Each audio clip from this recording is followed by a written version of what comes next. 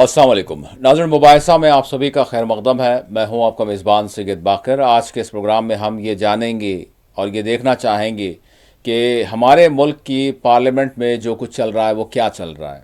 सरमाई session का अगरचे आगाज़ हुआ, फिर उसके बाद इसका सिलसिला चलता रहा, लेकिन इसके बावजूद ये जो कुछ हंगामे हो रहे हैं, जो कुछ सारी सूरत हाल बनी हुई है, ये क्या है, ये समझ से बालातर है। बहरहाल इस पर आज के इस प्रोग्राम में हम बात करेंगे और जो हंगामे अभी चल रहे हैं उस पर भी बात करेंगे, और उसके साथ साथ पार्लियामेंट की नौइयत क्या होनी चाहिए, पार्लियामेंट दरहकीकत है क्या, इस हवाले से अपने मौजूद मेहमानों से बात करेंगे। आज के इस प्रोग्राम में हमारे साथ मौजूद मेहमान जुड़ेंगे कुछ ही वक्त में। आपको बता दूं कि आज की जो रुदात है, पार्लियामेंट का सरमाई सेशन अगरचे जारी है, जबकि इसको आम अफराद महज एक हंगामे और शोर शराबे वाले ड्रामे के तौर पर देख रहे हैं। सरकार और अपोजिशन के दरमियान बाहम इल्ज़ाम तराशियां, बयानबाजियां अब धक्कम पेल तक पहुंच चुके हैं। मेमार दस्तूर डॉक्टर भीमराव अंबेडकर से मुताल्लिक वजीर दाखिला अमित शाह के मुतनाज़ा रिमार्क के खिलाफ आज कांग्रेस और दीगर अपोजिशन पार्टियों के अरकान पार्लियामान ने पार्लियामेंट के अंदर और बाहर शदीद एहतजाज किया। बीजेपी के एक MP प्रताप सारंगी धक्कम पेल के दौरान मुबैना तौर पर जख्मी हो गए। सारंगी ने राहुल गांधी पर इल्जाम आयद किया कि इनके धकेल देने के नतीजे वो जख्मी हुए हैं। राहुल गांधी और प्रियंका गांधी ने इस तरह के इल्जामात को यकसर मुस्तरद कर दिया। प्रियंका गांधी ने कहा कि बीजेपी अरकान की जानिब से धकेल दिए जाने के नतीजे कांग्रेस के सरबराह मल्लिकार्जुन खड़गे जमीन पर गिर गए। इसी दौरान नागालैंड से ताल्लुक रखने वाली एक बीजेपी की खातून राज्यसभा मेंबर ने राहुल गांधी पर मजीद संगीन इल्जाम आयद करते हुए कहा, और उन्होंने कहा कि राहुल गांधी इनके इंतहाई करीब आ गए, जिसके बाद वो गैर मुनासिब एहसास से दो चार हुई। ख्याल रहे डॉक्टर अंबेडकर से मुतालिक रिमार्क पर अपोजिशन की जानिब से मुतालबा किया जा रहा है कि अमित शाह माफ़ी मांगे, जबकि दूसरी जानिब राहुल गांधी के खिलाफ यानी केस किया गया है। अब देखना यह होगा कि वीडियो एविडेंस अगर पाया जाता है तो फिर राहुल गांधी पर कार्रवाई होगी, बसूरत दीगर यह मामला यहीं ख़त्म होगा। लेकिन इस पर जिस तरह की सियासत चल रही है, और फिर सवाल यहाँ पर यह है कि अमित शाह की जानिब से जो डॉक्टर भीमराव अंबेडकर के हवाले से जो रिमार्क किया गया, इस पर काफ़ी हंगामा हो रहा है। जम्मू से लेकर मुल्क के मुख्तलिफ हिस्सों में अमित शाह से माफ़ी मांगने पर जोर दिया जा रहा है, एहतजाज किया जा रहा है। वहीं बीजेपी की जानिब से भी एहतजाजी मुजाहरे राहुल गांधी के खिलाफ किए जा रहे हैं।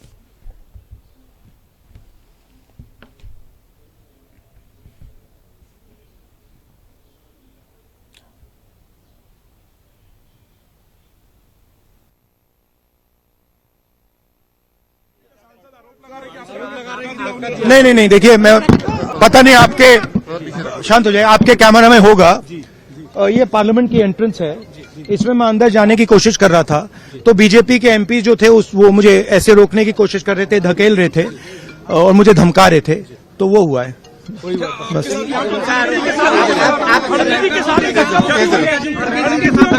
नहीं, देखिए, हाँ किया है, मगर ठीक है, कोई मतलब धक्का मुक्की से हमें कुछ होता नहीं है, मगर ये एंट्रेंस है पार्लियामेंट हाउस की और हमारा अधिकार है अंदर जाने का, और बीजेपी के जो मेंबर्स हैं वो हमें अंदर जाने से रोक रहे थे।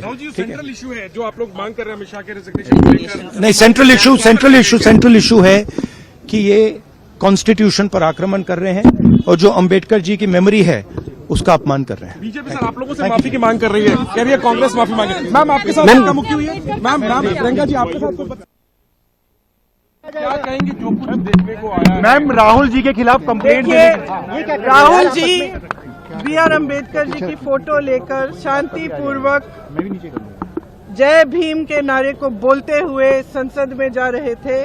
संसद में जाने से किसने रोका? आप देख लीजिए, हम इतने दिनों से प्रोटेस्ट कर रहे हैं, साइड में प्रोटेस्ट कर रहे हैं, जो भी आ रहा है जा रहा है, उसको पूरा रास्ता है।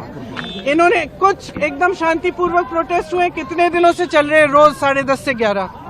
आज पहली बार इन्होंने प्रोटेस्ट किया, सबको रोक दिया, और उसके बाद धक्का मुक्की और ये गुंडागर्दी, और अब सिर्फ अमित शाह जी की खाल बचाने के लिए ये अब इन्होंने साजिश शुरू की है कि भैया ने किसी को धक्का मारा, ये वो। मेरी आंखों के सामने आप सब ने देखा होगा, खड़गे जी को धक्का मार के जमीन पे गिराया, उसके बाद एक CPM के MP को धक्का मारा, उनके ऊपर गिरे, खड़गे जी के ऊपर।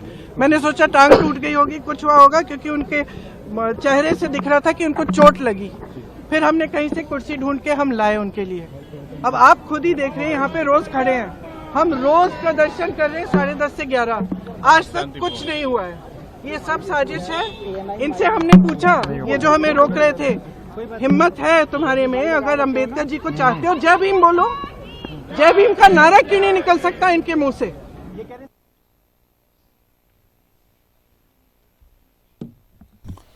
तो नाज़रीन, अभी आपने सुना और देखा। मैं हमारे साथ इस वक्त मौजूद मेहमान डॉक्टर सैयद इस्लामुद्दीन मुजाहिद साहब जुड़ चुके हैं फ़ोन लाइन के जरिए। डॉक्टर साहब अस्सलाम वालेकुम। वालेकुम सलाम रहमतुल्लाहि व बरकातहू। सब मैं जानना चाहूँगा, एक तो हमने आइन के हवाले से जो 75 बरस मुकम्मल हुए थे आइन की तश्कील, उस पर भी प्रोग्राम किया था कि वाक़तन आइन का कितना तहफ़्फ़ुज़ हो रहा है और उस पर जो मुबाहिस हुए। लेकिन इसके साथ साथ मैं जानना चाहूँगा कि पार्लियामेंट की क्या अहमियत है, और उससे पहले ये जो हंगामे इस वक्त चल रहे हैं यानी सरमाई सेशन में, यानी इल्ज़ाम दर इल्ज़ाम, इल्ज़ाम तराशियाँ, और जिस तरह से यानी बाबा डॉक्टर भीमराव अंबेडकर के हवाले से जिस तरह से अमित शाह की जानिब से जो रिमार्क किया गया, जिसको लेकर अपोजिशन की जानिब से मुतालबा किया जा रहा है कि वो माफ़ी मांगे, और फिर अपोजिशन की जानिब से जो इल्ज़ाम यानी इल्ज़ाम तराशियाँ की जा रही हैं उधर से भी इधर से भी, तो ये जो कुछ चल रहा है दरहकीकत इसमें अवाम कहाँ नज़र आ रही है और पार्लियामेंट की क्या अहमियत बाकी रह गई है? जी डॉक्टर साहब। जी, सबसे पहली बात तो ये है कि मैं समझता हूँ कि आज का दिन हिंदुस्तानी जमहूरी निज़ाम के लिए एक बहुत ही बदबख्ताना दिन रहा है। जी जी।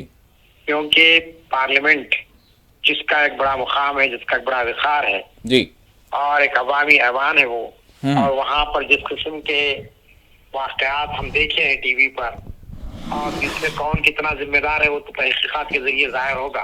जी जी। लेकिन बहरहाल अवाम की जानिब से चुनकर मुंतखब होकर जाने वाले अवामी नुमाइंदों का ये जो रवैया है कि पार्लियामेंट के अंदर और पार्लियामेंट के बाहर भी जो है ना हंगामा आ रही हुई है, और सिर्फ मामला तल्ख कलामी तक या एक दूसरे पर इल्जाम तराशी तक नहीं रहा, बल्कि आपने देखा कि एक दूसरे के धक्कम-पील की भी नौबत आ गई है, ढकलम ढकली भी हुई है, दंगा मुश्ती भी हुई है।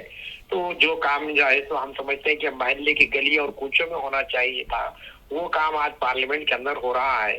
तो ये बहुत ही अफसोसनाक सूरत हाल है कि इतना हमारी पार्लियामानी जमहूरियत में इतना जवान पजीर होती चली जा रही है कि हर दिन आप देखें कि नित नए वाकयात हमारे सामने आ रहे हैं।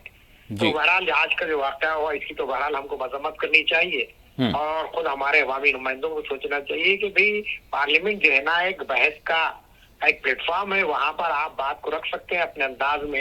अब जैसा कि हमने देखा कि दस्तूर पर जो गुफ्तगू हुई, अब बड़ा अच्छी गुफ्तगू हुई। मैं समझता हूँ कि 2 दिन जो है तो लोकसभा में जो गुफ्तगू हुई जुम्मा और हफ्ते को, और राज्यसभा में जो पीर और मंगल को जो मबाहिस हुए 75वीं सालगिरह की मुनासिबत से, तो 20 अरकान ने बहरहाल आप देख रहे हैं कि ऐवान के विखार को मजबूत रखा। जो भी बातें उन्होंने की वो अपने हद तक ठीक है, इख्तिलाफ राय तो हुआ, वहां पर भी इल्जाम तराशी भी हुई, लेकिन कम अज कम ये तो देखने में आया कि हमने ये देखा कि आखिर 75 साल के अंदर हमारे दस्तूर की हालत क्या हो गई है और क्या तकाज़े इसके हैं, इस पर तो एक अच्छी गुफ्तगू हुई।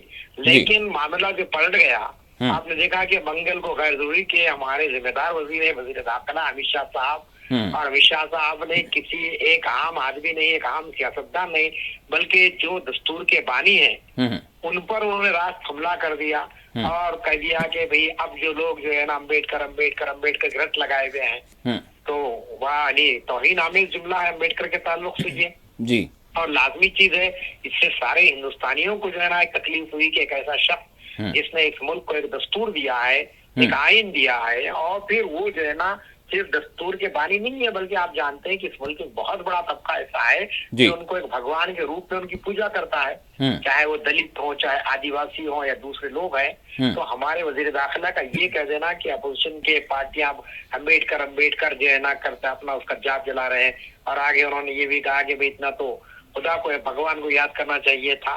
तो हम समझते हैं कि ये जो है ना मुजाहिदीन आजादी पर रात हमला है। आज अम्बेडकर पे बात की गई है, कल आप गांधी पर बात करेंगे, कल आप मौलाना अबुल कलाम आजाद के ताल्लुक से तौहीन करेंगे, क्योंकि अब आपने तो देखा कि गुज़िश्ता जो बहस हुई लोकसभा में, वजीर आजम ने तो बहुत से मसाइल के अंदर मुल्क के पहले वजीर आजम पंडित जवाहरलाल नेहरू को घसीट लिया गैर जरूरी के, और वो जो बातें हुई है तारीख के अंदर उसको जो है सो उन्होंने लाकर यहाँ पे पेश करने की कोशिश की है। जबकि अब ना पंडित नेहरू दुनिया में जिंदा है, ना सरदार वल्लभ भाई पटेल जिंदा है। सवाल यहाँ पर यह है कि गुज़िश्ता 10 साल के अंदर हमारे मुल्क की जमहूरियत किस मुकाम पर आकर ठहर गई है और फिर हमारे 10 सालों के अंदर दस्तूर की किस तरीके से धज्जियां उड़ा दी गई है। अब आपने देखा कि एक तरफ तो आपने 75 साल जश्न मनाया और आपने कहा कि हम तो दस्तूर को लेकर चल रहे हैं, और आज जो लोग बात कर रहे हैं दस्तूर का, वो लोग जो है दस्तूर को नुकसान पहुंचा है। और उसकी मिसाल उन्होंने दी थी इमरजेंसी की, इंदिरा गांधी ने इमरजेंसी लाई थी, वो सियाह जमहूरियत का दौर था। आप जानते हैं कि हिंदुस्तान की सारी ही सियासी पार्टियों ने उसको कंडेम किया है, उसकी मजम्मत की है, और आम शहरी भी मजम्मत आज भी करता है, क्योंकि इमरजेंसी जो है ना जमहूरियत के बिल्कुल खिलाफ बात है।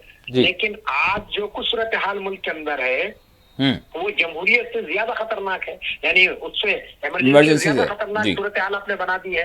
अब आप देखिए कि इजहार राय की आजादी किसी को हासिल नहीं है, कोई जो है ना इख्तिलाफ राय नहीं कर सकता है हुकूमत के ताल्लुक से। अगर कोई जो है ना कहीं पर कोई एहतजाज होता है तो आप देखते हैं कि उन लोगों को ले जाकर जेलों में बंद कर दिया जा रहा है। तो हर जगह खौफ का माहौल आपने पैदा कर दिया यहाँ पर। तो आपको क्या आग पहुंचता है कि आप जो है ना उन इमरजेंसी की यादों को आज ताजा करने की कोशिश करें। देखना ये चाहिए कि आज सूरत हाल क्या है, हम दस्तूर के तहत कितनी जो है सो अपने वफादारी का सबूत दे रहे हैं, कितना दस्तूर पर अमलावरी हो रही है, दस्तूर की पासदारी हम कहाँ तक कर रहे हैं, कानून की बालादस्ती की सूरत हाल यहाँ पर क्या है। चुनाचे आपने देखा कि ये सारे मबाहिस हुए और फिर फौरी जो है तो बगैर किसी बहस के आपने जैसे वन नेशन वन इलेक्शन का बिल भी पेश कर दिया।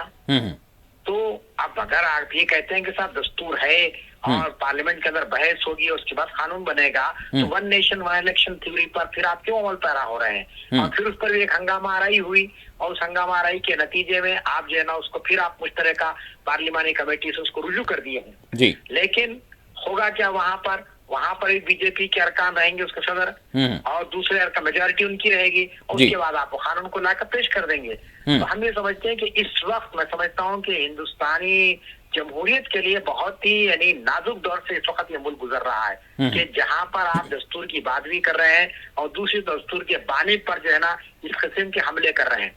पहली बात तो ये थी कि वजीर दाखिला ने जब ये बात कही है और इस किस्म के जुमले उन्होंने इस्तेमाल किए अम्बेडकर के ताल्लुक से, तो वजीर आजम को मदाखलत करनी चाहिए थी बाज़ाब्ता। वजीर आजम को मदाखलत करते हुए वजीर दाखिला से मुतालबा करना चाहिए था कि आप इस मामले में जो है ना अपने जो है ना माफी मांगे आप बाज़ाब्ता पार्लियामेंट के अंदर, क्योंकि अम्बेडकर की शख्सियत तमाम सियासी पार्टियों से परे है, क्योंकि वो दस्तूर के बानी है। अगर किसी आप कोई वजीर, आप जैसा पंडित नेहरू की आपने बात की, ठीक है, वजीर आजम थे, आपने सरदार पटेल की बात की, ठीक है, लेकिन दस्तूर के बानी पर ही आप हमला कर देना और ये कहना है कि अम्बेडकर गेट लगाना जो है ना कोई ये नहीं है, तो हम समझते हैं कि इस पर तो वजीर आजम को खुद एक्शन लेना चाहिए था। वो नहीं लिया है तो कम से कम लोकसभा के स्पीकर को कहना चाहिए था। अब आप जानते हैं कि स्पीकर साहब और राज्यसभा के सदर नशीन साहब अपोजिशन अगर कोई जुमला कहती है तो उसको फौरी पकड़ लेते हैं और उस पर इससे काफी हंगामा होता है। लेकिन ये इतना बड़ा जो हमला हुआ है इसके बावजूद वैसे स्पीकर की जानिब से कोई वजह नुमाई नोटिस का ना देना और फिर उस पर जो है सो सरकारी बेंचेस की जानिब से भी, यानी हुक्मरान पार्टी के भी तो आखिर लोग हैं, वो भी तो समझबूझ रखते हैं, उनका काम था कि कम से कम इस मसले को वहीं पर हल करते, लेकिन वो नहीं हुआ, जिसके नतीजे में आज जो सूरत हाल देखने में आई वो बहुत ही अफसोसनाक है। डॉक्टर साहब, यहाँ पर क्या मतलब ये जो जाफरानी पार्टी है इसके ख्यालात या नज़रियात की बात करें, क्योंकि एक वो वक्त भी था जब रिजर्वेशन के खात्मे की बात की जाती थी इसी तरफ से, इसी ख्याल की तरफ से, इसी नज़रिए की तरफ से, लेकिन आज तो बहरहाल रिजर्वेशन की बड़ी बात की जाती है कि हम रिजर्वेशन जो दलितों को, पिछड़े तबकात को जो फराम है वो हम जो है कर रहे हैं और उसकी हिफाजत करने वाले हम ही हैं, ये बताया जा रहा है। लेकिन अभी जिस तरह से रिमार्क किया गया तो ये क्या जाहिर कर रहा है कि भाजपा और मतलब जिस तरह से इनका रिमार्क किया गया और जिस तरह से इनका माजी भी अगर हम देखें दलितों के हवाले से, डॉक्टर भीमराव अंबेडकर के हवाले से, तो थोड़ा सा अगर हम कंपेयर करें सावरकर का जो नज़रिया है तो क्या कुछ ना कुछ यहाँ पर कोई चीज़ पाई जा रही है जिसका इजहार हुआ है? जी बिल्कुल बिल्कुल। देखिए, पहली बात तो ये है कि आरएसएस हो या बीजेपी हो, संघ परिवार, उस पूरे संघ परिवार का अगर आप जायजा लेंगे तो मुझे आप बताइए कि वहां पर दलितों को क्या मुकाम दिया गया है जी पार्टी के अंदर? क्या वो जो है पॉलिसी मेकर है वहां पर? क्या जो है सो उनके जो है ना फलाह बहबूद के लिए काम किया गया? साफ तौर पर ये बात जाहिर होती है कि ये जो हिंदुत्व के अलंबरदार है ये हिंदू बालादस्ती चाहते हैं, ब्राह्मणिज्म चाहते हैं असल में। इनके पास दलित का भी कोई मुकाम नहीं है, आदिवासियों का भी कोई मुकाम इनके पास नहीं है। चुनाचे यही तो वजह है कि बहुत से आदिवासी और दलित ये कह रहे हैं कि आप हिंदू नहीं है, अगर ये इनको साथ लेकर चलते, इनके साथ उखुवत का मामला करते, तो लाजमी चीजें की सूरत नहीं पैदा होती थी। तो अब तो ये बात खुलकर सामने आ गई है कि ये जो पार्टी है बीजेपी, ये जो है दलितों के भी खिलाफ है और दलितों को उनका हक देना नहीं चाहती है। इसीलिए उन्होंने अम्बेडकर पर हमला किया है, उनकी शख्सियत को मजरू करने की कोशिश की है। और जहां तक रिजर्वेशन की बात है, अभी 2 दिन पहले फिर वजीर दाखिला अमित शाह साहब ने तकरीर करते हुए कहा कि साहब इनको जो है ना, जो रिजर्वेशन की बात कर रहे हैं इंडिया अलायंस वाले, इनको दलितों से दिलचस्पी नहीं है, मुसलमानों से है। आपने सुना होगा उनकी क्लिप ये। अब गैर जरूरी कि उन्होंने मुसलमानों को घसीटा वहां पर और कहा कि जब तक हम हैं, बीजेपी है, उस वक्त तक हम मुसलमानों को रिजर्वेशन नहीं देंगे। ये उनके अल्फाज है बात। जी हाँ, वजीर आजम ने भी कहा है। जी हाँ, जी हाँ, जी, वजीर आजम ने भी कहा। तो लोकसभा के अंदर ऑन रिकॉर्ड उन्होंने मुसलमानों का लफ्ज इस्तेमाल किया बाज़ाब्ता। जी हाँ, और कहा कि हम मुसलमानों को रिजर्वेशन नहीं देंगे। तो यहाँ हमारा सवाल ये होता है कि जो हमारी आबादी है यहाँ पर, आज की जो 14% जो मुसलमान आबादी है, हम कभी भी मजहब की बुनियाद पर रिजर्वेशन का मुतालबा नहीं किए हैं। हमने दस्तूर के हवाले से कहा कि जो पिछड़े तबके हैं, जो माशी तौर पर कमजोर है, दस्तूर ये कहता है कि उनको ऊपर लाने के लिए कुछ तहफुजात, कुछ मराहत उनको देनी चाहिए। ये दस्तूर में बात लिखी हुई है बाज़ाब्ता तौर पर। लेकिन अब मौजूदा हुकूमत जो है ना, इस हवाले से मुसलमानों को घेरने की कोशिश कर रही है। सबसे पहला सवाल तो है कि रिजर्वेशन की जब गुफ्तगू हो रही थी पार्लियामेंट में, तो मुसलमानों को या अक़लियतों का तो वहाँ पे जिक्र होना ही नहीं चाहिए था। लेकिन चूंकि इंडिया अलायंस को बदनाम करना है, अब इसलिए कह रहे कि साहब इनको दलितों से कोई दिलचस्पी नहीं है, इनको ओबीसी से कोई दिलचस्पी नहीं है, ये मुसलमानों को रिजर्वेशन देने के लिए जो है ना अबव 50% का मुतालबा कर रहे हैं। आप जानते हैं ना कि रिजर्वेशन का जो भी दस्तूर हमारे पास चल रहा है, कानून है कि 50% से बढ़कर आप रिजर्वेशन नहीं दे सकते हैं। अब ये जो पार्टियां हैं ये चाह रही है कि इसकी हद बढ़ाई जाए, और हद बढ़ाना चाहिए। जब आबादी के अंदर गुर्बत बढ़ रही है, मुख्तलिफ समाज के समाजी तबके जैसे रिजर्वेशन की जरूरी है उनको, तो आप हद बढ़ाना चाहिए आपको। लेकिन आप हद भी नहीं बढ़ाएंगे और उसके बाद आप ये कहेंगे। तो अब तो ये बात खुलकर वाज़ेह हो गई है कि ये जो बीजेपी का नजरिया है, ये बीजेपी का नजरिया इस मुल्क की बहुत ही माइन्यूट माइनॉरिटी जिसको कहते हैं आप, खुर्दबीन अक़लियत जो है, यानी ब्राह्मण्स, आला जात के लोग, उन्हीं के नजरिए पर काम करती है। उनको दलितों से, आदिवासियों से, खवातीन से, नौजवान नस्ल से, इनके मसाइल से इनको कोई दिलचस्पी नहीं है। इसीलिए ये हवा खड़ा किया गया है। और आप देखते हैं कि आज का जो कुछ वास्ता है वो दरअसल ये है कि वजीर दाखिला को बचाया जाए किसी भी तरीके से, जैसे उन पर कोई आंच ना आने दिया है, इसीलिए हंगामा वहां पर खड़ा कर दिया गया है। अब मुझे आप बताइए, कोई मुसलमान एमपी या कोई दलित एमपी या कोई और जैसा किसी और तबके का एमपी अगर इस किस्म की जबान इख्तियार करता पार्लियामेंट के अंदर, तो क्या हो जाता था? बोलिए आप। सस्पेंड कर दिए जाते, वो पूरे जो है सो कार्रवाई के लिए उनको सस्पेंड कर दिया जाता था, या फिर उन पर और भी कोई ताज़ीबी कार्रवाई हो सकती थी। लेकिन आप देखते हैं कि चूंकि वो मुल्क के वजीर आजम है, वजीर दाखिला है और बरसरकार पार्टी के नंबर 2 पोजीशन वो रखने वाले हैं, लिहाजा उस पर तो कोई गुफ्तगू नहीं हो रही है। अब एक दूसरे पर इल्जाम तराशी चल रही है और ये कहा जा रहा है कि कांग्रेस को कि भाई आप जो है ना दस्तूर की किताब हाथ में लेकर आप बात कर रहे हैं दस्तूर को बचाने की, जिसके आपने इमरजेंसी लाई है, आपने इंसानी वो हकूक खत्म किया है। अब फिर एक नई बात, जैसा कि योगी आदित्यनाथ ने कहा कि फिर वही बात आई, जबकि सुप्रीम कोर्ट ने कह दिया है कि लफ्ज सेक्युलरिज्म और सोशलिज्म को नहीं निकाला जा सकता दस्तूर में थी। लेकिन 3 दिन पहले आपने देखा कि चीफ जस्टिस ने बयान दिया बाज़ाब्ता, कहा कि दस्तूर का हिस्सा नहीं है, हम इसको निकाल कर रहेंगे किसी भी तरीके से, ये मुल्क जैसे हिंदू राष्ट्र बनकर रहेगा। तो ये जो यानी नफरत की जो आबियारी की जा रही है, ये सिर्फ पार्लियामेंट की हद तक नहीं है, बल्कि अब पार्लियामेंट से बाहर बात आ गई है। शहरों के अंदर, गाँव के अंदर जो है ना इस किस्म से जो है तो एक ऐसी नफरत की फिजा पैदा कर दी जा रही है कि जिसकी बुनियाद पर हम ये कह सकते हैं कि अब इस मुल्क के अंदर दलितों का भी रहना मुश्किल हो गया है। क्यों? कि आप दलित बाशऊर हो गए हैं, दलित अपना हकूक का मुतालबा कर रहे हैं। आप जानते हैं कि दलितों को इन्होंने इस्तेमाल किया जमाने तक, आजादी के बाद से लेकर 70 साल तक दलितों को इस्तेमाल किया गया मुसलमानों के खिलाफ में। जहाँ कहीं फसाद होता है आप जानते हैं कि दलितों को इस्तेमाल किया गया, उनको कुछ पैसे देकर, उनको शराब पिलाकर। लेकिन आज वह तबका समझ रहा है कि भाई ये तो हमारा जो है ना इस्तेसाल हुआ है अब तक, लिहाजा हमारा हमको हक मिलना चाहिए। और ये जो मर्दमशुमारी का मामला जो चल रहा है इस वक्त, जो आप देख रहे हैं इंडिया अलायंस की जानिब से जो बात की जा रही है कि साहब जात की बुनियाद पर जो है होना चाहिए सर्वे, सेंसस, तो अब इसको ये घबराए हुए हैं। और अगर वो करा देंगे तो बहुत सी जातें ऐसी हैं जो अपने आप को हिंदू लिस्ट में शामिल करना नहीं चाहती है। उसके कुछ तारीखी वाकयात भी हैं और इनका अपना यानी गलत किस्म का सलूक है अपने मजहब के लोगों के साथ। तो अब ये सारी चीजों को लेकर जो है ना पार्लियामेंट के अंदर जो बहस उस वक्त चली है और इस तरीके की हंगामाराई हो रही है, हम समझते हैं कि इससे बुरा दौर मैं समझता हूं कि हिंदुस्तानी जमहूरियत के लिए नहीं आया कि जहां पर जो है ना पार्लियामेंट के अंदर और पार्लियामेंट के बाहर भी जो है ना दस्तूर के बनाने वाले पर तनकीद की गई है। डॉक्टर साहब, क्या वाकई जो दलित बिरादरी है वो इस बात को समझ पा रहे हैं, या फिर जब भी इलेक्शन आते हैं तो चाहे इलेक्शन से पहले जो कुछ भी हो उसको फरामोश कर देते हैं, भुला देते हैं, और फिर उसके बाद फिर वही यानी यूज्ड टू वाला मामला हो जाता है? देखिए, हर तबके की तरह दलितों में भी इस वक्त लीडरशिप का फुकदान है जी। अगर आप देखेंगे कि पहले सबसे पहले आप 30 साल 40 साल पहले की सियासत को देखेंगे तो आपको मालूम होगा कि एक नाम बहुत ज्यादा आगे चलता था, वो था काशीराम का नाम, जिन्होंने बीएसपी पार्टी बनाई थी, बहुजन समाज पार्टी। और एक जमाने तक वो जो है ना अपने कॉज के लड़ते रहे, लेकिन बदकिस्मती उनकी ये रही कि उनकी पार्टी को ज्यादा अपना मुकाम पैदा नहीं कर सकी उनकी जिंदगी के अंदर। लेकिन बाद में मायावती ने जब अपने हाथ में बीएसपी की क़यादत को लिया तो आपने देखा कि यूपी में हुकूमत बनाई बाज़ाब्ता, और जो है ना एक बहुत बड़ा असर उनका कायम हुआ मुख्तलिफ रियासतों के अंदर। अब जब वो एक तरफ से उठती है तो दूसरी तरफ आपने देखा कि रामविलास पासवान जो गुजर गए हैं, अब उनके बेटे चिराग पासवान जो बीजेपी के हलीफ बने हुए हैं, तो ये भी जो है सो अपने आप को दलितों का बहुत बड़ा चैंपियन कहते रहे हैं।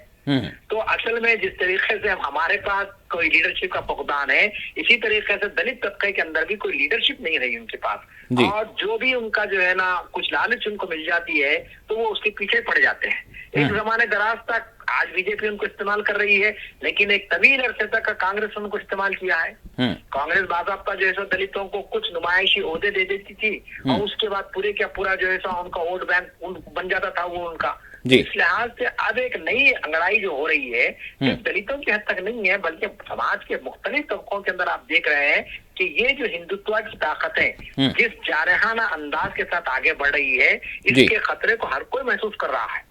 सिर्फ एक दलित तबका नहीं है, बल्कि आप देख रहे हैं कि भाई अब मणिपुर के सारे आपके सामने मौजूद है, वहां तो दलित नहीं है ज्यादा, क्रिश्चियन तबका है ज्यादा, और वो लोग इनके खिलाफ उठ कर आ रहे हैं। फिर मुसलमानों का मामला है, अब आप देखिए मुसलमान तो इत्मीनान से सुकून की जिंदगी बसर कर रहे थे, लेकिन आपने देखा कि इलेक्शन के होते ही जो ना हमले शुरू हो गए मुसलमानों पर। एक तरफ से वक्त तरमीमी बिल का आपने ला दिया, गैरदुदी का कानून लाने की आप कोशिश कर रहे हैं, और दूसरी तरफ आपने देखा कि सर्वे के नाम पर एक शुरू हो चुका है। अब इंतहा ये हो गई है कि संभल के जो एमपी साहब हैं, उनके घर के बिजली को कहा जा रहा है कि साहब ये चोरी से जलाई जा रही है, और जो है सो वहां पर कनेक्शन गैर कानूनी है। तो सवाल यहाँ पर ये क्या एडमिनिस्ट्रेशन अब तक सो रहा था? ये जियाउर रहमान बख्श साहब एमपी नहीं है, इनके दादा एक जमान तक एमपी रह चुके हैं वहां पर। इफ्तिखार रहमान बख्श साहब जो है तो बहुत मशहूर लीडर है वो, तो क्या उस वक्त इनको ख्याल नहीं आया कि ये एमपी साहब के घर में जो है तो यानी चोरी की लाइट जलाई जा रही है? तो ये दरअसल क्या है कि इंतखामी सियासत है कि किसी को भी किसी की भी आवाज को खामोश कर दिया जाए, उसको इतना डराया धमकाया जाए, उसको इतना हिरासा किया जाए कि वो जो है चाहे वो एमपी हो, चाहे वो सहाफी हो, चाहे वो वकील हो, चाहे वो यूनिवर्सिटी का प्रोफेसर हो, वो जैसे खामोशी इख्तियार कर ले ताकि ये अपनी मनमानी कुछ कर सके। और इसी की ये आप एक थोड़ी सी जो है ना झलक आप इस वक्त पार्लियामेंट में देख रहे हैं। अब ये पार्लियामेंट का इजलास 2-3 दिन में खत्म हो जाएगा। लेकिन मुझे आप बताइए कि 25 नवंबर से ही पार्लियामेंट का आगाज शुरू हुई पार्लियामेंट हमारी, अब जबकि खत्म होने आ रही 2-3 दिन के अंदर, हो सकता है जुमा को आखिरी दिन हो जाए या अभी आखिरी दिन हो जाए, क्योंकि सूरत हाल तो बिल्कुल बिगड़ गई है आज की जो सूरत हाल है। तो सवाल यहाँ पर ये कि इतने दिन के अंदर अवामी फलाह बहबूद के कितने कानून आपने बनाए, कितनी जो है पॉलिसियों को आपने अडॉप्ट किया है। कम अज कम हिंदुस्तान, जैसा कि आपने कहा कि अवाम को आप क्या मैसेज दे रहे हैं? अवाम के पैसे से पार्लियामेंट चलती है।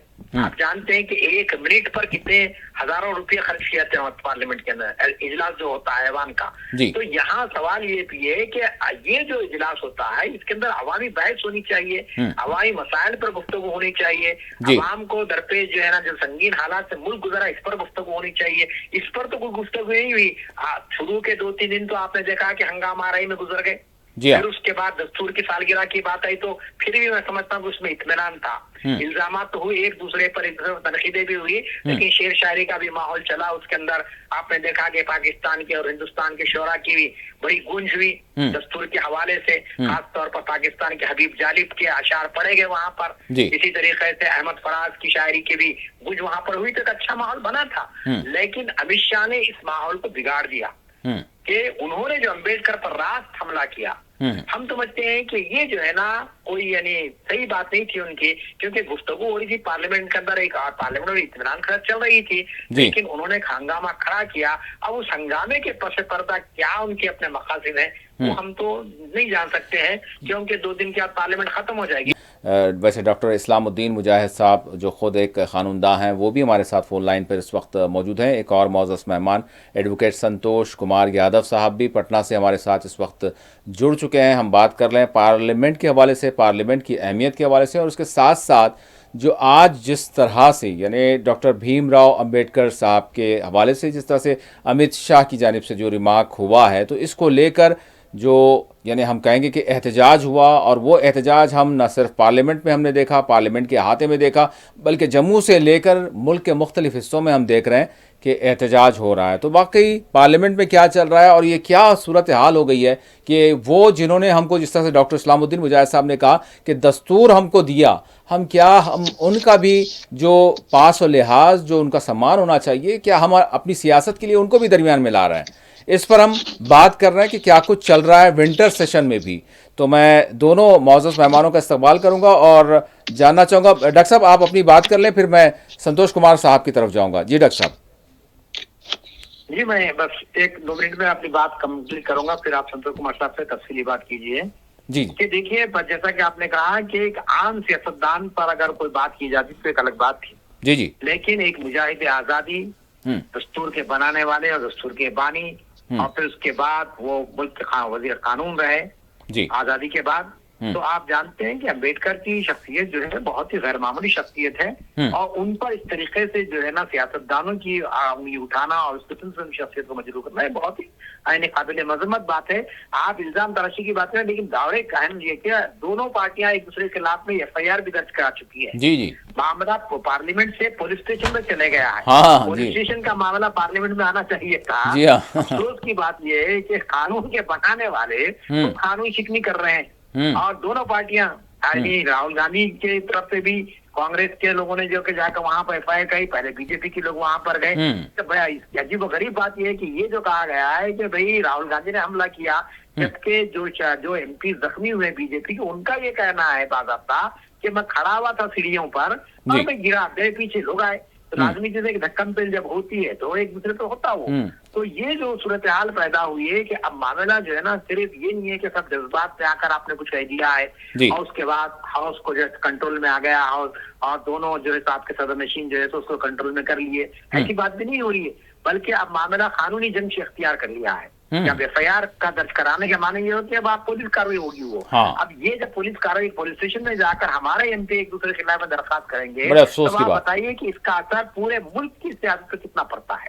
यानी पुलिस स्टेशन तो आप तो ये है कि आप कानून बनाने वाले लॉ मेकर्स होते हैं, पार्लियामेंट के अरकान पर लॉ मेकर्स होते हैं, और वो तो इम्प्लीमेंट करने वाले पुलिस वाले। आप अगर वो लोग अगर लॉ एंड ऑर्डर वाले अगर पार्लियामेंट को अगर कंट्रोल करने की कोशिश करेंगे तो ये बड़े लिए हमारे अफसोस की बात। बहरहाल मैं आपसे रुख्सत लेते हुए यही कहना चाहता हूँ कि पार्लियामेंट जो है ना अवाम की तर्जुमानी का एक प्लेटफॉर्म है वो, और उसको एक बहुत ही यानी ये कहा जाता है कि साहब एक मंदिर है ये पार्लियामेंट, जैसा मंदिर कहा जाता है कि साहब यहाँ तो जैसा कानून बनता है और लोग इसी कानून के मुताबिक जिंदगी बसर करते हैं। अब उस ऐवान के विखार को, उसके डेकोरम को इन्होंने जो बाकी नहीं रखा है, वो चाहे किसी भी पार्टी से उसका ताल्लुक है, हम समझते हैं कि बहुत अफसोसनाक बात है। और इस मामले में हुक्मरान जमात की जिम्मेदारी की गलती उनसे हुई है, उन्होंने अम्बेडकर के ताल्लुक में जुमले कहे हैं। मामले को हल करने का सही तरीका यही है कि बहरहाल ऐवान अभी 1-2 दिन है कार्रवाई हो सकता है, तो उसमें वो जो है ना अपने माफी तलब कर ले, मसले को खत्म किया जा सकता है। वरना आप देखेंगे कि ये मामला अब बाजारों में निकलेगा, गलियों में निकलेगा,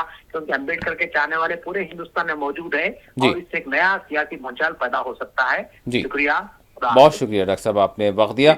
मैं संतोष कुमार यादव साहब आपसे जानना चाहूँगा कि ये किस तरह की सिचुएशन है। हमारा विंटर सेशन चल रहा था, अब तो आलम ये हो गया है कि हम मुजाहिदीन आज़ादी को अपने मतलब सियासत में घसीट रहे हैं, कभी किसी को, कभी किसी लीडर को, कभी किसी लीडर को, कभी किसी को बढ़ा रहे हैं, किसी को कम कर रहे हैं। ये चल क्या रहा है? मैं आपसे चाहूँगा, आप पर छोड़ता हूँ कि आप कहाँ से आगाज़ करेंगे। हम बात कर रहे हैं पार्लियामेंट की। जी वकार साहब, इसमें जो है जी इस प्रकरण को समझने के लिए जो है जी जी हम लोगों का इसका इस पूरे वाकया का, पूरे स्टेटमेंट का जो है जी एनालिसिस एक बार करना पड़ेगा, जो मैं समझ पा रहा हूँ। मैं अगर आप इजाजत दें। जी जी जी डॉक्टर साहब, मैं चाहूंगा कि आप कट कर दें फोन को। जी जी अच्छा जी संतोष साहब, आप शहर कंटिन्यू वकार करें साहब, प्लीज। हाँ हाँ, अगर आप इजाजत दें तो हम लोग इसका एनालिसिस शुरू प्लीज करेंगे, प्लीज जी बिल्कुल, इस बयान जरूर का। जरूर प्लीज। देखिए, इस जो अमित शाह जी का जो बयान है, जी जी उस बयान में दो चीजें हैं, पार्ट 1 और पार्ट 2। हाँ हाँ पार्ट 1 ये कहता है कि लोग बाबा साहब की रट लगा रखे हैं। हाँ ये है जी। पहला पार्ट। दूसरा पार्ट कहता है कि इतने नाम लोग ले रहे हैं कि इतना अगर हम नाम लें तो उसकी साथ पीडिया या एग्जैक्ट मैं मिस कर रहा हूँ वर्ड। हाँ, वो उनका ये जो भगवान का नाम ले लें अगर तो स्वर्ग तो का जिक्र किया। स्वर्ग में चले जाएंगे लोग। हाँ हाँ ठीक है, एम आई राइट? यस जी हाँ जी हाँ जी हाँ जी हाँ जी। तो स्वर्ग ये मिल जाए। दो पार्ट में है। हाँ तो पहला पार्ट हमने समझ लिया, अब दूसरा पार्ट हम समझते हैं। जो दूसरा पार्ट है कि स्वर्ग में चले जाएंगे, ठीक है। अब हम बाबा साहब, अब जो है कांग्रेस का आरोप है या विपक्ष की पार्टियों का आरोप है कि इस स्टेटमेंट के थ्रू जो है गृह मंत्री जी ने जो है बाबा साहब का अपमान किया। वहीं पे भारतीय जनता पार्टी और सत्तारूढ़ पार्टी का, एनडीए का जो कहना है कि हमने अपमान नहीं किया है जी। हम हमारा कहने का मतलब कुछ और था, हम किसी और संदर्भ में बोल रहे, किसी हाँ। तरीके से अपमान नहीं किया। हाँ। यही विवाद है। जी हाँ एम आई राइट? जी हाँ बिल्कुल। अब मैं आपको आ रहा हूँ कि क्या बाबा साहब की जो 22 प्रतिज्ञाएं थी वो क्या थी? क्या बाबा साहब किसी देवी देवता में को मानते थे? अब दूसरी बात ये आती है कि क्या जो स्वर्ग और नर्क की जो परिकल्पना है, क्या इस पे बाबा साहब विश्वास करते थे या नहीं करते थे? और जो बाबा साहब के वैचारिक रूप से आस्था रखने वाले लोग हैं, क्या वो बाबा साहब के विचारों को न मान करके, उनके नाम को न लेकर के, क्या वो स्वर्ग में जाने की इच्छा रखते हैं? तो ये इन चीजों का हमें एनालिसिस करना पड़ेगा, फिर हमें समझ में आएगा कि अमित शाह जी का इसके पीछे इंटेंशन क्या था, उन्होंने अपमान किया है या नहीं किया है। अब दूसरी बात हम लोग आते हैं कि इन चीजों का जब हम एनालिसिस तो पाते हैं कि जो 22 प्रतिज्ञाएं थी बाबा साहब का कि मैं किसी भी देवी देवता को नहीं मानूंगा,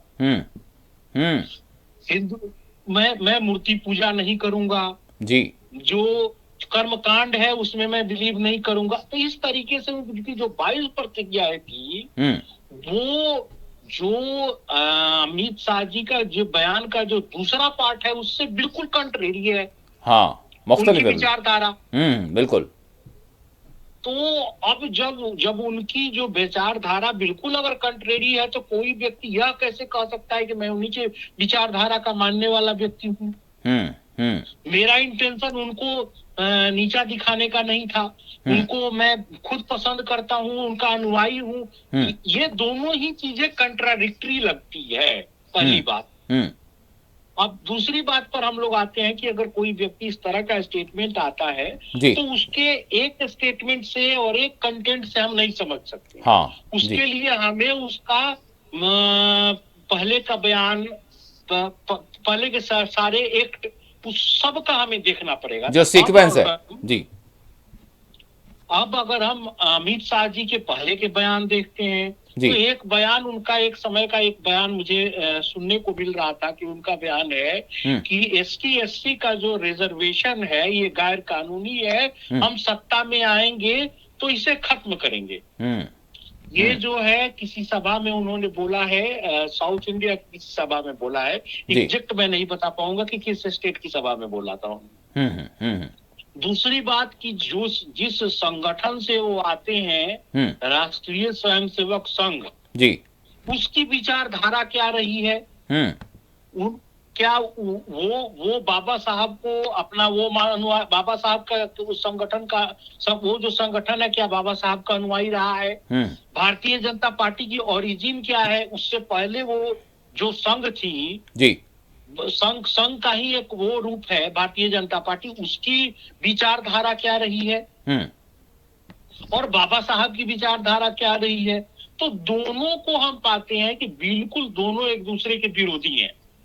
लेकिन संतोष साहब, आज तो ये कहा जा रहा है कि ये जो बाबा साहब ने हमको दस्तूर बनाया, जो दिया, उसकी जो हिफाजत करने वाले खुद प्रधानमंत्री ने भी, यानी पार्लियामेंट में सदन को मुखातब करते हुए कहा कि हमने जितनी हिफाजत की है इन बिलखुसूस 10 बरसों में, और फिर पुरानी सरकारों पर उन्होंने जो एलिगेशंस लगाए कि आप जिसका नाम लेते हैं, आप जिस तरह से यानी बाबा साहब अम्बेडकर का नाम बार बार ले रहे हैं, लेकिन दरअसल हम उनके यानी उनके मानने वाले हैं, क्योंकि हम उनका जो दस्तूर है उसका हम पूरा सम्मान करते हैं, हम उसको यानी कितना संभाल कर रखे हैं, हमने उनकी जो विशेष थी उसको हमने पूरा किया है। प्रधानमंत्री ने भी कहा और वजीर दाखिला अमित शाह साहब ने भी कहा।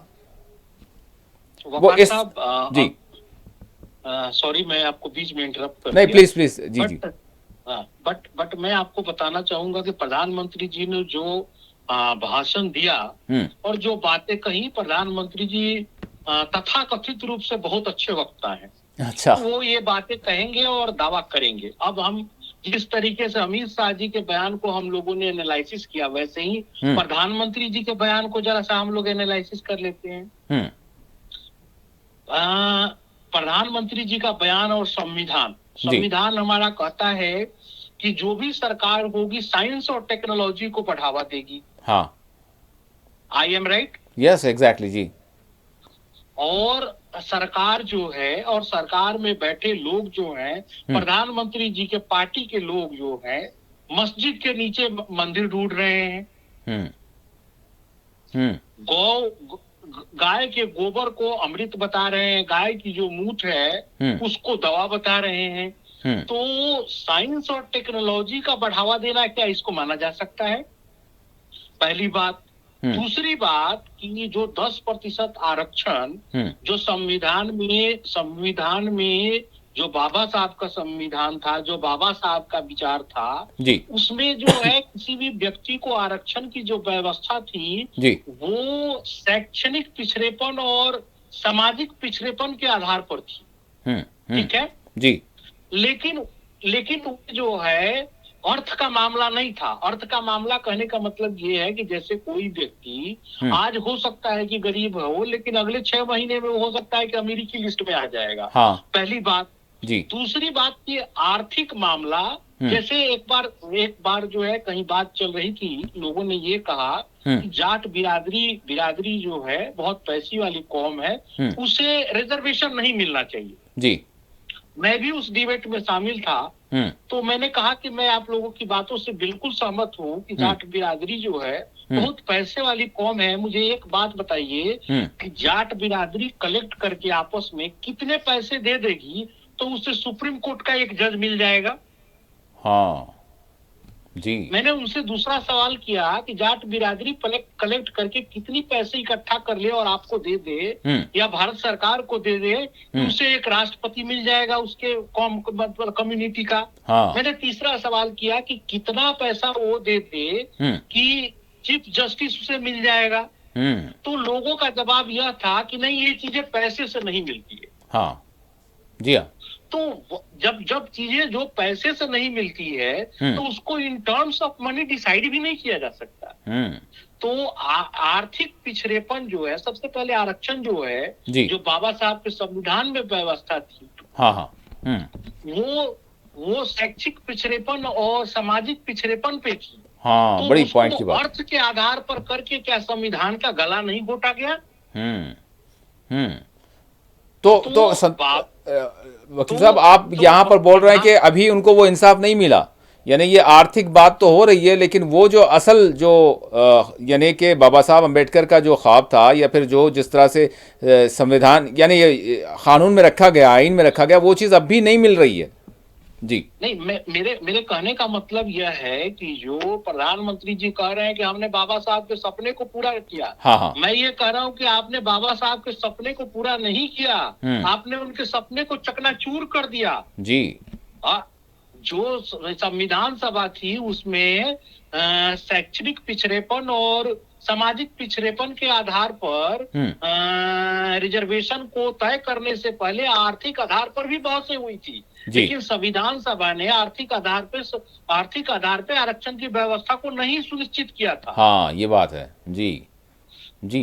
तो कोई भी व्यक्ति जो विक्टिमाइज होता है उसका आर्थिक आधार सेकेंडरी होता है, लेकिन सबसे पहले लोग, आप जो न्यूज सर आप तो मीडिया में है, हर रोज देखते हैं कि घोड़ी पे चढ़ने नहीं दिया particular ST SC OBC ST community के लोगों को। हाँ। तो क्या उनका ये कोई पूछता है कि तुम्हारा बैंक बैलेंस कितना है और कहता है कि मेरा कम है, तो इसलिए कहता है कि तुम घोड़ी पे नहीं चढ़ सकते हो। ये बात है, बड़े अफसोस की बात है जी, बिल्कुल। तो मेरे कहने का मतलब ये है कि उसी कतार में, जिस कतार में लोग जो बाबा साहब के संविधान का गला घोट रहे हैं, उसी कतार में माननीय प्रधानमंत्री जी हैं। तीसरी बात आपको बताऊं, बहुत आश्चर्य होगा कि वो जो आईएएस की परीक्षा होती है, आईएएस की परीक्षा करने का मतलब है यूपीएससी। हाँ। यूपीएससी की परीक्षा में ओबीसी की बड़ी तादाद के लड़के पास हुए, जिनको जो क्रीमी लेयर वर्ड है जी, क्रीमी लेवर की व्यवस्था है जो इंदिरा साहनी जजमेंट से आया था जी, उसमें यह कही गई है कि क्रीमी लेयर में जो है, जो कोई व्यक्ति जी डायरेक्ट गवर्नमेंट एम्प्लॉय होगा, क्लास 1 एम्प्लॉय होगा, उसकी इनकम 8 लाख काउंट की जाएगी। ठीक है, आई एम आई राइट? जी जी जी। अब दूसरी चीज है कि कोई व्यक्ति एग्रीकल्चरल इनकम से अगर 8 लाख से ज्यादा भी है तो वो क्रीमी लेयर में नहीं माना जाएगा। हाँ। लेकिन ये सारा कानून है, इस पे सुप्रीम कोर्ट की जजमेंट है, उस सब के बावजूद जो ओबीसी बच्चे जिनका सिलेक्शन हुआ उनको ज्वाइन नहीं कराया गया, आज तक वो झक मार रहे हैं। तो जो है, अब एक बात बताइए, जो संविधान में आरक्षण की जो व्यवस्था दी गई उसके बाद सारी चीजें प्राइवेटाइज कर दी गई। हाँ। सारी गवर्नमेंट कंपनियां बेच दी गई, सारी गवर्नमेंट कंपनियां दो उद्योगपतियों को, जो देश के सबसे बड़े कर्जदार हैं, उन्हीं दो उद्योगपतियों को दे दिया गया। तो ये किस तरीके से बाबा साहब का सपना पूरा किया जा रहा है, और किस तरीके से जो है बाबा साहब के कौन से अनुयायी हैं? लेकिन संतोष साहब, यहाँ पर एक चीज ये है, एक बात सामने यहाँ पर ये आ रही है, जैसे ब्रेक से पहले हम जब बात कर रहे थे डॉक्टर इस्लामुद्दीन मुजाहिद साहब से, तो वो ये कह रहे थे कि कहीं ना कहीं मतलब फिर इसका जिम्मेदार कौन है। मैं ये जानना चाहूँगा, आज ये सरकार है, पहले भी कोई और सरकार हुआ करती थी, लेकिन दलित भाइयों के हवाले से अगर हम देखें तो उन्होंने मतलब हमेशा, यानी बात यही हो रही थी कि वो उनको कहीं ना कहीं यूज़ किया गया है, और आज भी कोशिश की जा रही है, उन पर जो है पॉलिटिक्स की जा रही है। तो क्या वो ये चीज़ को समझते नहीं है कि उनका एक्चुअल जो हक है किस तरह से मिलना चाहिए, जबकि अलग अलग पार्टियां अलग अलग मौकों पर इस्तेमाल कर रही हैं?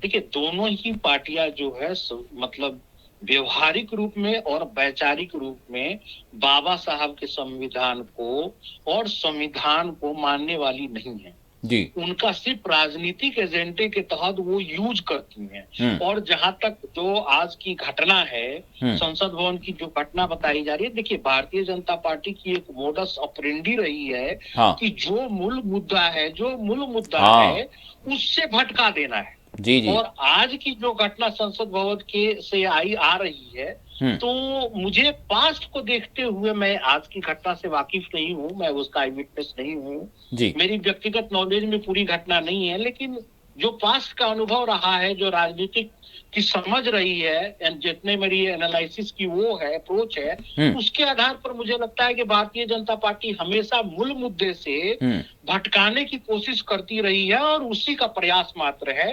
आप देखेंगे कि जब भी Bharatiya Janata party back foot पर जाती है तो वो एक नया मुद्दा और नया मोड़ देने की कोशिश करती है। और यह जो बयान था भारतीय जनता पार्टी को बहुत बड़ा डेंट लगाने वाला था। और भारतीय जनता पार्टी का जो एसटी एससी और ओबीसी के बीच लोकप्रियता में ये बहुत बड़ा डेंट लगाने वाला स्टेटमेंट था। तो कहीं ना कहीं जो है इसको एक नया रंग दे करके उस बयान को लोगों का ध्यान भटका करके जो है धक्का मुक्की पर केंद्रित करने का प्रयास है। अच्छा, क्या अमित शाह साहब का ये स्लिप ऑफ टंग का मामला है, बस ऐसे ही हो गया था, गलती से हो गया? शहीद बकार साहब, जी। साथ ही साथ मैं मानता हूँ कि जो हम लोग बात कर रहे थे संविधान के संविधान को मानने की, जी। तो उसी का वो है कि अब देश की संसद का मान लीजिए कि आज का पूरा दिन जो बर्बाद गया, हाँ जिसमें कुछ उसका क्रिएटिव यूज हो सकता था, हाँ तो क्या बिल्कुल। ये सब ये अपने आप में संविधान विरोधी कार्य नहीं है? हम्म। नहीं, लेकिन यहाँ पर तो इल्जाम हो रहा है कि भाई अपोजिशन सदन को चलने नहीं दे रही है। अब अपोजिशन का कहना है कि भाई सरकार जो है नहीं। अपोजिशन, देखिए, अगर आप बाबा साहब के अनुयायी हैं, बाबा साहब के मानने वाले हैं, तो एक शब्द में बयान दे दीजिए कि मुझसे गलती हुई। बात को खत्म करिए और आपकी सरकार है, आप जो है इसको पॉजिटिव यूज करिए। लेकिन भारतीय जनता पार्टी की तो मोडस ऑपरेंडी रही है कि पॉजिटिव कार्य करना नहीं है। आप देखेंगे कि जो भारतीय जनता पार्टी का कार्यकाल रहा है, इसमें देश के सारे संसाधन बेचे गए। कोई बड़ा संसाधन खड़ा नहीं किया गया है इस मोदी जी के कार्यकाल में। देश के जो कर्जे हैं वो कई गुना बढ़ गए। उद्योग धंधा रोजगार की स्थिति बुरी है जी। जो भी है भारतीय जनता पार्टी की जो ड्रीम प्रोजेक्ट जिसको बहुत ज्यादा एक्सेलरेट, संतोष साहब, हमने अपनी जीडीपी को बढ़ा लिया है और हम जो है हमारी जो इकोनॉमी है उसका जो है बड़ा एक्सपैंड हो गया है और हम जो है पांचवी से चौथी से तीसरी की तरफ जो है बढ़ रहे हैं। हमारी इकोनॉमी दुनिया की जो है बड़ी इकोनॉमी, बहुत सारे अचीवमेंट्स हैं जो अगर किसी भी भाजपा के अगर हम प्रवक्ता से बात करेंगे तो वो सारी लिस्ट जो है हमारे सामने रख देंगे।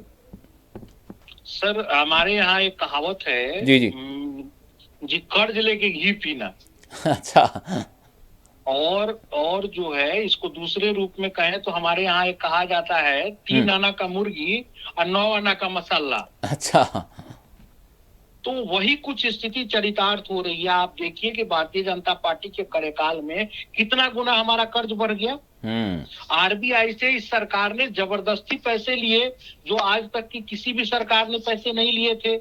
देश में जो बैंक थे, बैंक के जो पैसे थे वो बैंक के पैसे लूट लिए गए ऑर्गेनाइज तरीके से, और उस पर आज तक सरकार ने कोई ठोस कदम नहीं उठाया कि जो लोग कर्ज लिए हैं वो देश छोड़ के ना जा सके। रोजगार की स्थिति कहेंगे तो इस सरकार ने कितनी रोजगार दी। उसके बाद जो टैक्स और वो के तक जो दावा करते हैं कि हमारे धन में काला धन खत्म हो गया, तो देश की आर्थिक रूप से मजबूत होना चाहिए। तो देश तो आर्थिक रूप से मजबूत हुआ नहीं, कर्ज के नीचे दब गया। तो क्या सिर्फ हमें सपना दिखाया जाएगा कि हम जो 3 ट्रिलियन की इकोनॉमी हो गए और 5 ट्रिलियन की इकोनॉमी हो गए? तो आर्थिक वृद्धि और विकास इकोनॉमिक्स में 2 थ्योरी है। तो और कानून में एक थ्योरी है कि न्याय सिर्फ होना ही नहीं चाहिए, न्याय होता हुआ लगना चाहिए। अगर हम आर्थिक रूप से समृद्ध हो रहे हैं तो इस देश के आम आदमी को भी लगना चाहिए। खुद प्रधानमंत्री और प्रधानमंत्री की सरकार का दावा है कि 80 करोड़ लोगों को हम अनाज दे रहे हैं। तो ये कौन सी हमारा आर्थिक विकास और वो है? कौन सा ये डेवलपमेंट का क्राइटेरिया है कि आज भी 80 करोड़ लोग जो हैं 5 किलो अनाज पर निर्भर है? अब बता दीजिए कि देश की बची हुई आबादी कितनी है और उनकी इनकम क्या होगी?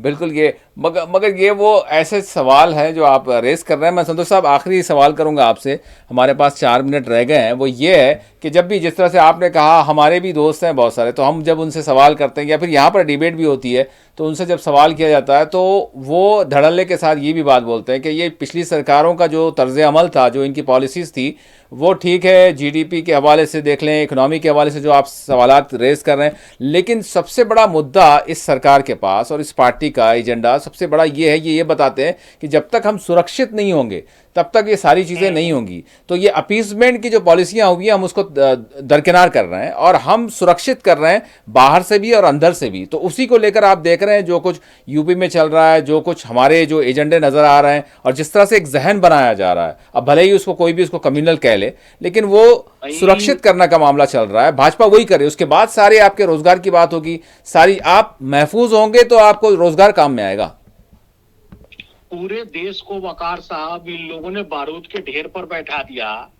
पूरे देश की जनता जो है कानून को ताक पर रख करके ये लोग मस्जिद के नीचे मंदिर लूट रहे हैं वो भी तब जब 21वीं सदी में जो 10 लाख 20 लाख और 50 लाख आबादी वाले जो है वो बड़े बड़े रडार बना रहे हैं और वो क्या नाम है चंद्रयान छोड़ रहे हैं और इतनी बड़ी जो है एआई की टेक्नोलॉजी डेवलप हो रही है।